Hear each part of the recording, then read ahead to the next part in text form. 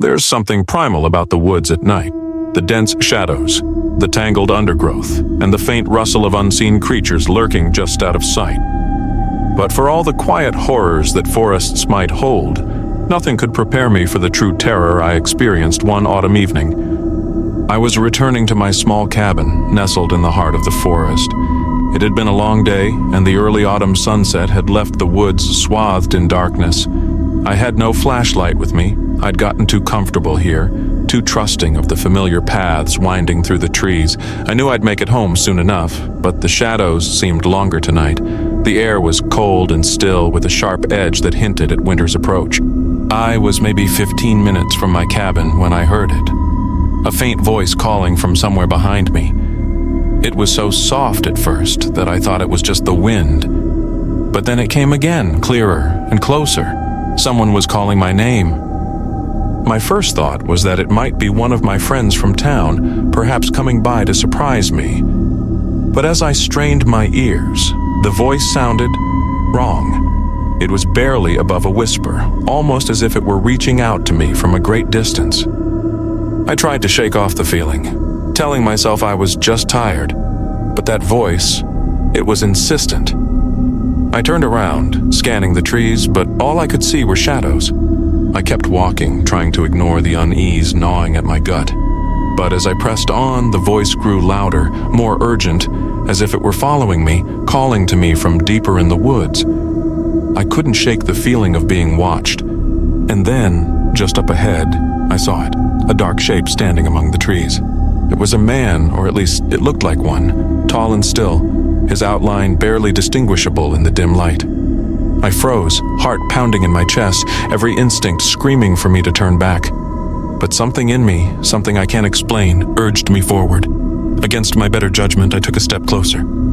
I hurried down the path, my nerves stretched thin. Every crunch of leaves, every distant hoot of an owl set me on edge. I could still hear the voice, faint and persistent. But now it wasn't just calling my name. It was whispering strange, disjointed phrases, like a broken record, each one dripping with an eerie familiarity. Come back. Come back. It's waiting, the voice hissed, fading in and out like a flickering light. I quickened my pace, desperate to reach the safety of my cabin, but something was wrong. I should have seen the clearing by now, the familiar stone markers that led to my door. But the trail just kept going, stretching on endlessly, twisting and turning in ways it never had before. I was trapped, lost in a forest I knew like the back of my hand. Panic set in, my breaths coming fast and shallow. I called out, my voice echoing hollowly through the trees. But there was no answer, only silence. And that voice, whispering in my ear. I don't know how long I walked, but eventually the trees parted, and I stumbled into a small clearing. Relief washed over me at the sight of an open space, a brief reprieve from the oppressive woods. But as I took in my surroundings, I realized something was terribly wrong. In the center of the clearing stood an old, crumbling cabin, one that I'd never seen before. It was small, more like a shack with broken windows and walls that sagged inward. But there was something else. A faint light flickering within, as if someone was home. I knew better than to go near it. Every instinct screamed to turn around, to keep moving, but the voice had stopped, and in its absence I felt an odd compulsion, a pull I couldn't resist. Slowly, I took a step forward, then another, drawn by that faint, ghostly light. The air around the cabin was thick with an unnatural chill, colder than the surrounding woods. I pushed open the creaking door, its hinges groaning as if in protest. Inside, the faint light revealed a single room, empty except for an old wooden chair sitting in the center, and on that chair was a mirror. It was an antique, its surface clouded and cracked, yet I could see my reflection staring back at me. But there was something wrong with it. My reflection was smiling, a wide, unnatural grin that twisted my features into something sinister. I tried to look away, but I couldn't. I was rooted to the spot, my gaze locked with my own warped reflection. Then, without warning, the reflection moved, its grin widening as it leaned closer, whispering words only I could hear. "We've been waiting for you," it hissed, its voice layered with the same whisper I'd heard in the woods. My reflection's eyes darkened, growing black as the void, and a chill settled over me that cut to my very bones. I tried to back away, but my body wouldn't obey.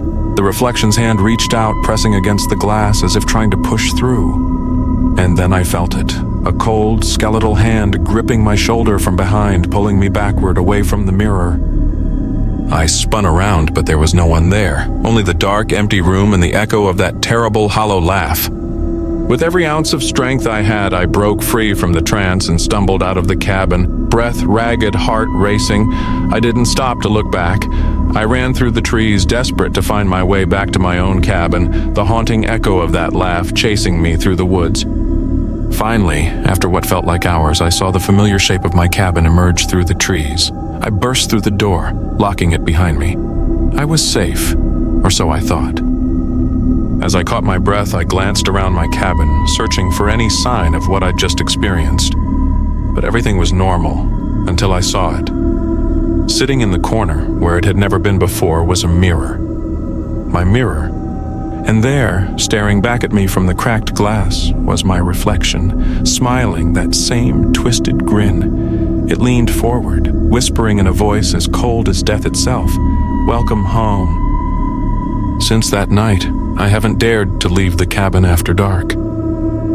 But every now and then, as I lie in bed, I hear it, the faint echo of my own voice calling out from the woods as if trying to find its way home. And sometimes, just sometimes, I think it's getting closer.